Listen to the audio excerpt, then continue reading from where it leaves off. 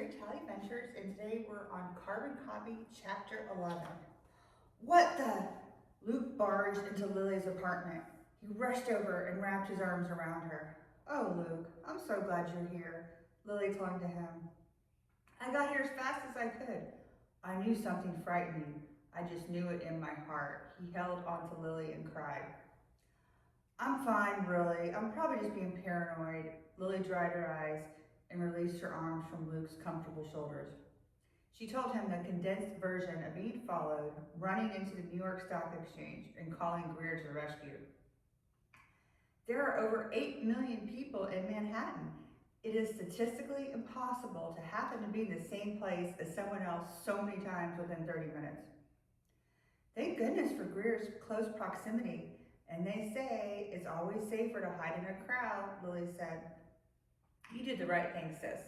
We'll have James, the doorman, look out for anyone resembling the scary stalker guy. But your description of a 30-something-year-old homeless man with dark hair doesn't exactly narrow down the suspects. I'm glad we're leaving town soon. The sooner we get out of here, the better. You better believe it. There's a couple 3 margaritas in the Keys with our names written all over them, Luke laughed. Lily watched Luke continue his efforts to cheer her up by serving lunch, which consisted of tomato bisque soup and a turkey sandwich. For Luke to cook, it took an act of Congress. Lily loved a simple gesture. With a full belly and a sense of relief, she thanked Grier and her brother and sent them on their way. With the apartment all to herself, Lily desperately needed a distraction. Anything to stop thinking about being followed. She dove into her work, anxious to begin the preliminary research on her next project about cloning. She went online. Where to start, Lily thought. A broad search like usual to see what information existed, and then she could hone in on the newsworthy area of the topic. She went to Google and typed cloning. Over 1 million results popped up. Oh, crap. Lily hoped her complaint could somehow be acknowledged by the laptop. She shrugged. It could be worse. At least she possessed the internet for much of the legwork. Finally, the few modifiers and a dozen 4-letter words, Lily made progress. She began with the history of cloning. This took her back to the 70s. In vitro fertilization, successful cloning of sheep and bovines, and stem cell research appeared numerous times. As she continued reading, she learned about the newest procedure banned in the U.S., cytoplasm injections. Women who were unsuccessful with their own eggs could have their own embryos injected with the DNA of another embryo.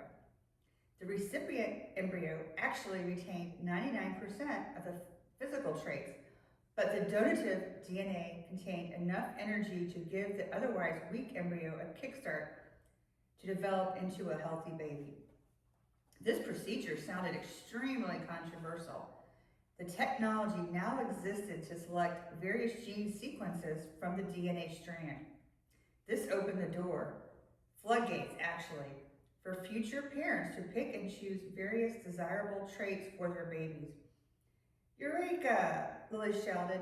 She found her angle. Designer babies. Excitement built as the ideal formed. Her baby, no pun intended, would grow.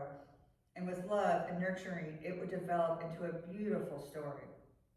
Lily loved this creative freedom. Lenny simply gave her a general topic, and she returned a fantastic news segment. Now, to choose which questions to ask, the demographics of the people to interview, and the best location to conduct the interviews. Once she nailed these down, she called Joe, her favorite cameraman, and filmed the story. Location, location, location. Let's see, where to film? The wheels turned in her brain.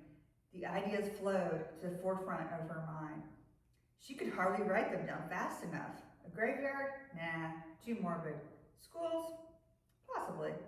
Hospitals? Maybe. Maternity wards. Ooh, a doll factory. How dramatic. St. Patrick's Cathedral. Certainly. Children playing in the park. Most definitely. These were all great locations that would add visual impact to the already controversial topic. Now, who to interview? Couples currently seeking assistance with fertility, and new parents who had already utilized medical intervention. This group would represent the proponents of DNA manipulation. However, she also needed an opposing point of view. A great news story always needed conflict. The pro-lifers, Republicans and Catholics, would definitely have a conflicting opinion about DNA manipulation. She could open the interview at a school playground and interview parents and teachers. She could film at hospitals and maternity wards for the new page parents and conceptually challenged couples. Next, she wanted to interview a priest in front of St. Patrick's Cathedral. Lilly's mind conjured up a fantastic closing for her story. She decided to film her closing remarks at a toy factory. She could have the editing department do a voice overlay at a manufacturing plant. As she concluded her story by summarizing the moral issues involved, the audience would see hundreds of Barbie dolls coming off the assembly line. What a day!